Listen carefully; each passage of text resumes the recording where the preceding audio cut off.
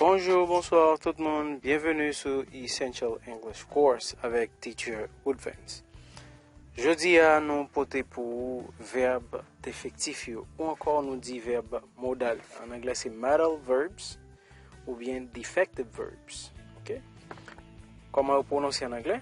C'est modal verbs ou bien defective verbs. Verbe défectif que nous gagnons, hein?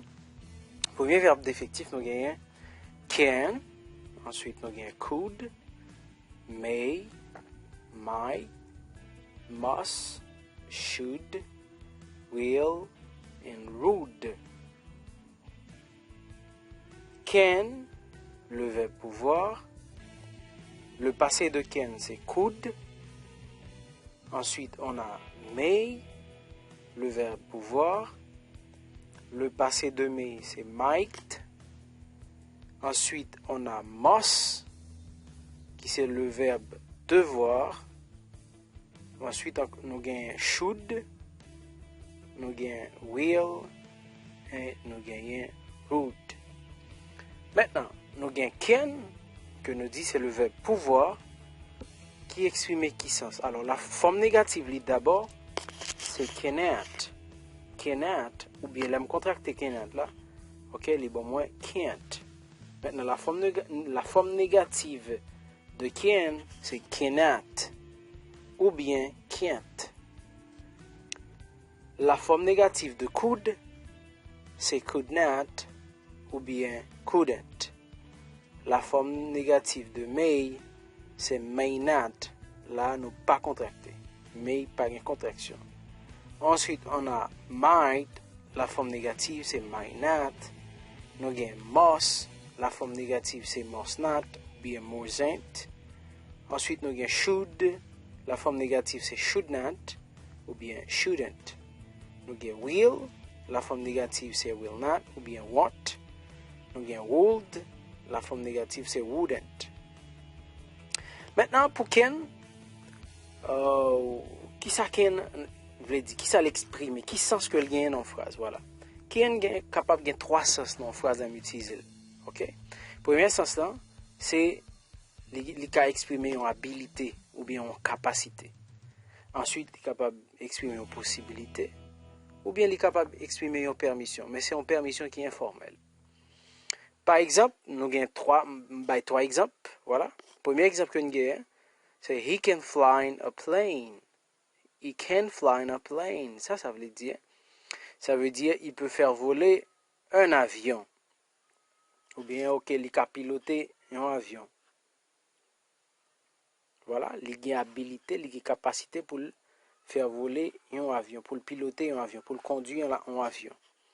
Ensuite, nous avons pour possibilité, hein? Par exemple, Jane can go if she wants to. Jane can go if she wants to. Jane est capable d'aller s'il veut. Il y a une possibilité pour aller s'il veut. Ensuite, nous avons pour permission. Can I go with you? Can I go with you? Hey, can I go with you? Est-ce que je peux aller à vous? Maintenant, nous avons could, hein, qui sens que le gain, qui ça l'exprime. Il exprime une habilité qui passe, une habilité ou bien une possibilité qui passe. Par exemple, on a dit, I could not lift it, it was too heavy. I could not lift it, it was too heavy. Je ne pouvais pas l'enlever, il était trop lourd. Pas de qu'à lever parce qu'il était trop lourd. He could be sick, but I'm not sure. He could be sick, but I'm not sure. Il pouvait être malade, mais je ne suis pas sûr. Il était malade même pas qu'on est. OK? Ensuite, nous avons may, voilà. May, il y a deux sens. Il y a un sens permission et il y a un sens probabilité qui est vraiment légère. OK? Par exemple, s'il me dit, may I go home now? Là, c'est permission. Est-ce que je peux aller? Est-ce que j'ai une permission pour m'aller là, carrément, qu'on y a là? Là, il y a un sens permission. Alors, pas oublier que mais c'est pouvoir que je veux dire. Puis aller à la maison maintenant? Est-ce que je peux aller là, carrément, qu'on y a? Maintenant, probabilité qui est faible là, ou bien qui est légère là. I may see you tonight. I may not. Je peux te voir ce soir. Ou je peux ne pas te voir ce soir. Peut-être qu'à soir, peut-être pas au soir. Voilà, probabilité elle est faible. Ensuite, nous avons le passé de may qui c'est might. Voilà, c'est toujours possibilité qui est plus faible toujours que may. Par exemple, il y a un exemple ça. I might not eat dinner if I have a big lunch. Ça qui arrive pas dîner, non, si je prends un bon lunch.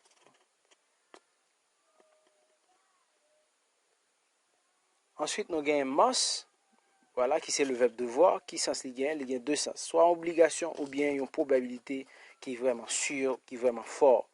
Par exemple, mon gagnant, you are ill and must have to see a doctor.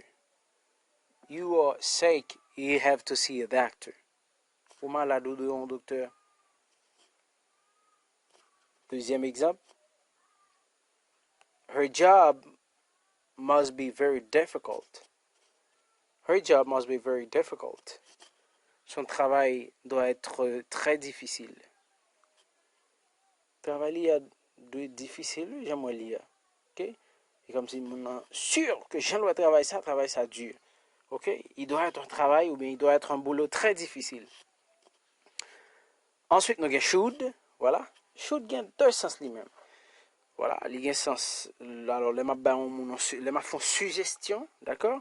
Ou bien m'a baillé un conseil. Par exemple, si me dit, you should see that movie. You should go with me. Ok? Ou t'as dû goûter soupe là, il est bon. Hein? Ou t'as dû goûter soupe là, il est bon. Ou t'as dû film ça, oui. Hein? Ou t'as dû film ça. Ou t'as dû aller avec moi. Ensuite, moi, gagne pour conseil là. You should take care of the problem now. You should take care of the problem now. You should take care of the problem now. Ou t'as dû prendre soin du problème dans kounya, oui. Ok?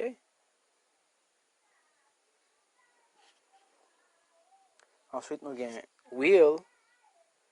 Ok? Nous gagnons will. Plus utiliser, c'est le map conjugué un verbe au futur lui-même. D'accord? Par exemple, I will not lie even if the truth hurts. Je ne mentirai pas même si la vérité fait mal. Ou même si la vérité blesse. Je ne vais pas mentir. Bien que la vérité fait mal, je ne vais pas mentir. D'accord? Ensuite, nous avons would. Plus utiliser encore. C'est surtout, les maps font demande très polie. Ok? Ou bien dans conditionnel, voilà, dans conditionnel, les mots condition, m'utiliser. Par exemple, dit, would you like some coffee, please? Ou bien, would you like some tea, please? Ok? Là, c'est on demande qui est très poli. Voilà. Ou bien, me dit, pour condition, if I had more money, I would go to Europe. Ok? If I had more money, I would go to Europe. Ensuite, deuxième partie que nous avons exercice ça que vous pouvez laisser faire pour tout. Maintenant, on va utiliser un verbe d'effectif que nous baillons ou bien un verbe modal que nous baillons pour remplir l'espace vide là. Mais j'espère que vous avez bien passé. Si vous avez une suggestion ou une question, voilà, vous pouvez poser nous dans les commentaires là. Et nous ne pas suspendre suivre vidéo, pas négliger faire un abonner, voilà, partager pour nous sur Facebook. C'est ça que vous avez dans en contrepartie. D'accord? Et pas oublier, abonner, liker vidéo, partager. C'était Essential English Course avec Teacher Ruth Vance. Bye.